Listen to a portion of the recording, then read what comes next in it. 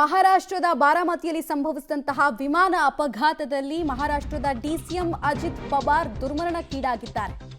ಅಜಿತ್ ಪವಾರ್ ಸೇರಿದಂತೆ ಟೋಟಲ್ ಆಗಿ 6 ಜನ ಇದ್ರು. ಎಲ್ಲರೂ ಕೂಡ ಬೆಂಕಿಯಲ್ಲಿ ಬೆಂದು ಹೋಗಿದ್ದಾರೆ. ಮಹಾರಾಷ್ಟ್ರ ಸಿಎಂ ಫಡ್ನವೀಸ್ ಬಳಿಯಿಂದ ಕೂಡಲೇ ಮಾಹಿತಿಯನ್ನು ಪಡ್ಕೊಂಡಿದ್ದಾರೆ ಪ್ರಧಾನಿ ನರೇಂದ್ರ ಮೋದಿ ಅವರು ಹಾಗೂ ಅಮಿತ್ ಶಾ.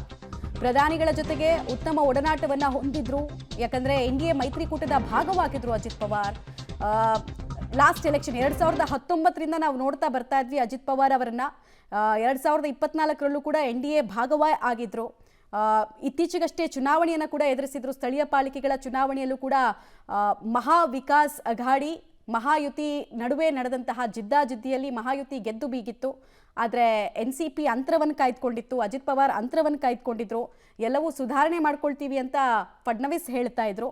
ಬಟ್ DCM ಆಗಿಯೂ ಕೂಡ ಪ್ರತ್ಯೇಕವಾಗಿ ಅವರು ಸ್ಪರ್ಧೆಯನ್ನ ಹೋದ ಚುನಾವಣೆಯಲ್ಲಿ, ಅಂದರೆ ಮೊನ್ನೆ ಸ್ಥಳೀಯ ಸಂಸ್ಥೆಗಳ ಚುನಾವಣೆ ಆಯ್ತಲ್ಲ, ಅಲ್ಲಿ ಮಾಡಿದ್ರು. ಇನ್ನೊಂದು ನಿಮಗೆ ಅಪಘಾತದ ತೀವ್ರತೆ ಬಗ್ಗೆ ಡೀಟೇಲ್ಸ್ ಕೊಡ್ತಾ ಇದ್ವಿ ನಾವು. ವಿಮಾನ ಬಿದ್ದ ಜಾಗವನ್ನು ನೀವು ನೋಡ್ತಾ ಇರ್ಬೋದು ವಿಜುವಲ್ಸಲ್ಲಿ. ತಕ್ಷಣಕ್ಕೆ ಮೆಡಿಕಲ್ ಸಪೋರ್ಟ್ ಬರೋದಕ್ಕೆ ಚಾನ್ಸೇ ಇರಲಿಲ್ಲ. ಸ್ಥಳೀಯರಿಗೆ ತಕ್ಷಣಕ್ಕೆ ಮಾಹಿತಿ ಗೊತ್ತಾಗೋ ಚಾನ್ಸೇ ಇರಲಿಲ್ಲ. ಇದರ ಅರ್ಥ ಅವ್ರು ಉಳಿಯುವಂತಹ ಚಾನ್ಸ್ ಇರಲಿಲ್ಲ ಅಂತ.